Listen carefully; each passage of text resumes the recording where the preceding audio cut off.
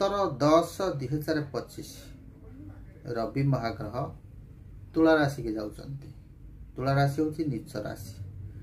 से भली भाव रे देवगुरु बृहस्पति कर्कट राशि के जाउछन्ति।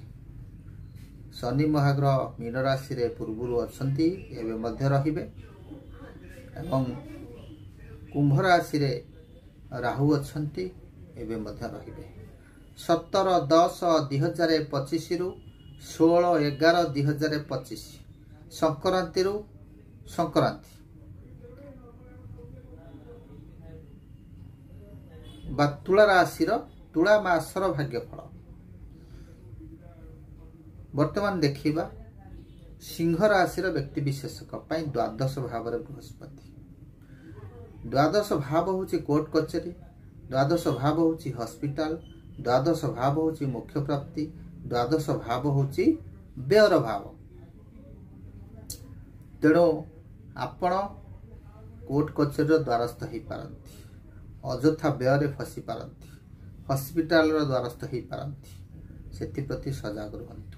जेते पाइबे आपण वाद विवाद ठारू दूरेकरी रहिबे।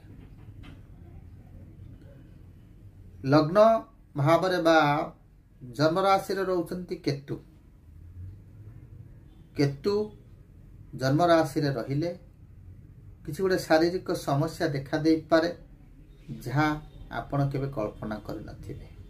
हठात शारीरिक समस्या देखा दे पारे। तेणु विशेष भाव रे मु कहिबी स्वास्थ्य प्रति अधिक जत्नवान नियंतु। तृतीय भाव रे रवि। तृतीय भाव होची साहस पराक्रम, तृतीय भाव होची कम्युनिकेशन, तृतीय भाव होची सान भाई भौणीकर भाव। तेणु तृतीय भाव रे तले रवि रोचंती आपनकर साहस पराक्रम वृद्धि पाइबो। कम्युनिकेशन रे दक्षता बढ़िबो। सान भाई भौणीकर सहित संपर्क रे टिके माधुर्यता आसीबो। जदिबा से भली शुभत्व आपण पाई परिबेनी कारण रविंकर तुला राशि रे नीचर स्थान, रविंकर पावर सेतटा रहिबनी, तथापि रविंकर अवस्थान आपण को एसबु सुजोग सृष्टि करिबो।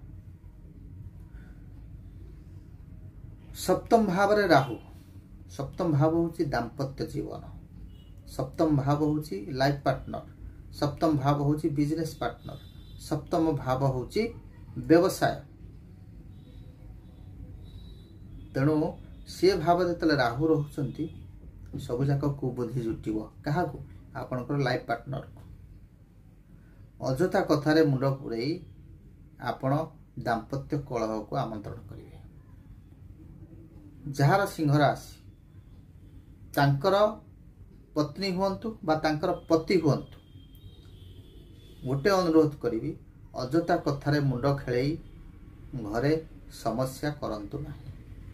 दाम्पत्य कलह को अजथारे आमंत्रण करंतु नाही। आवश्यकता नाही तो छाड़ी दियंतु।